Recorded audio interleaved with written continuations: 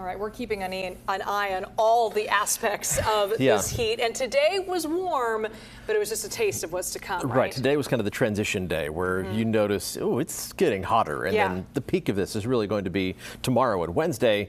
But then the tail on this heat wave is going to be pretty lengthy, really all the way through the holiday weekend. So summer's here. Yeah, just be prepared to deal with it. Let's take a look at the big picture pattern here, and we'll get into why this is happening because of the approach of another heat dome. It's this big H on the map, big area of high pressure in the upper levels of the atmosphere. It's essentially a hill of air in the atmosphere over the Pacific. That is going to be moving directly overhead. The other hot weather events we've had so far this season have been fairly brief and mainly impacting only inland parts of the Bay Area because the heat dome has been setting up over the desert Southwest. This one is going to be a lot closer to home, and that means most of us are going to see some hot temperatures, especially tomorrow and Wednesday. Let's take a look at our current temperatures. We'll put the map on underneath so you can get some geographic bearings here. 95 degrees in Santa Rosa, but it's only 82 in Petaluma, in the 80s in Napa and Vallejo. So we're kind of just in the transition stage, as I mentioned earlier, into some hotter temperatures. But it's 99 degrees right now in Concord and in Antioch. Contrast that to Half Moon Bay. 59 degrees along the coast. A nice 40-degree spread across the Bay Area.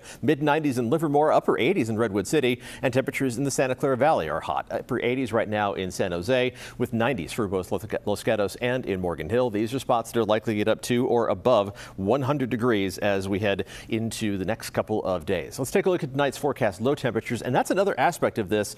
The overnight lows aren't going to drop very much, so you don't get much of a chance to recover from the daytime heat with warm temperatures overnight, and that step up is going to start to kick in tonight with a lot of temperatures staying in the 60s, just the very coolest spots dipping down into the 50s. And then we heat up, except along the coast. You're still going to climb up to the low 70s. That's about 10 degrees above average, but into the 90s to around 100 degrees down the peninsula, at or above 100 degrees for most of the Santa Clara Valley. The hottest spots will be far inland in the East Bay, around Antioch and Brentwood, getting up close to 110 degrees. Same thing for Fairfield. But I mean, the coolest spot in the Tri-Valley is going to be about 104 degrees around Santa Ramona. That is not cool at all. Temperatures up to 80 degrees in San Francisco. That's an issue with so many people that don't have air conditioning in the city. 91 degrees in Oakland, with temperatures well into the 90s for the North Bay, and a lot of communities above 100 degrees by tomorrow afternoon. Some of the hottest spots around Ukiah getting up close to 110 degrees as well.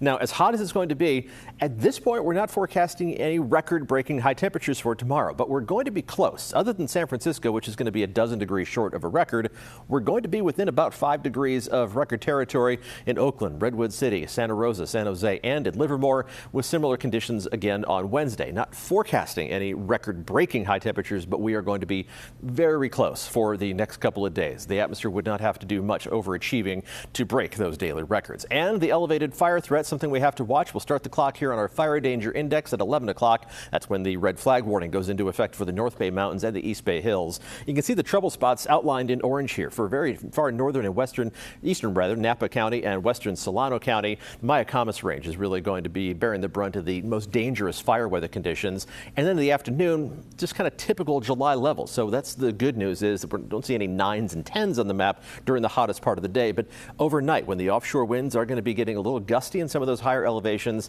that's when we're going to see some of those trouble spots showing up again Tuesday night into early Wednesday morning, with that elevated fire threat lasting a little bit longer for Napa and Solano counties into the daylight hours on Wednesday as well. And if you're looking for long-term relief from the heat, look again. Above normal temperatures, just locked in the 6 to 10 day outlook and the 8 to 14 day outlook from the Climate Prediction Center. So this is going to be a long stretch of hot weather for at least the first half of July. Let's take a look at the 7-day forecast, and we will start inland, where temperatures are just going to be crazy hot as we head through the next several days. We back down slightly for the 4th of July on Thursday, but I mean slightly. Most inland temperatures are going to be in the upper 90s and low 100s for Independence Day on Thursday, with that heat really sticking around through the rest of the 4-day holiday weekend.